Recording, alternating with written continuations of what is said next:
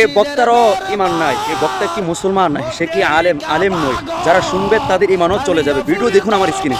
মুর্শিদের দরবার ভক্তেরই কাবাগর, কালিয়াপুরের দরবার ভক্তেরই কাবাগর, জান্নাতের হাওয়া সেথায় বইয়া যায়। বিশ্বাস ভক্তি থাকিলে মুক্তি, কে জানে কার ভাগে হয়।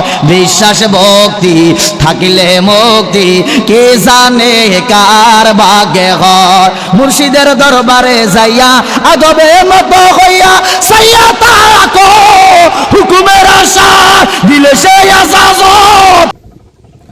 আপনারা যারা আমার ভিডিওর স্ক্রিনে ভিডিওটা দেখেছেন, শুনছেন, এই বক্তব্যটার মধ্যে, আলোচনাটার মধ্যে পুরাটাই কি শিরিক।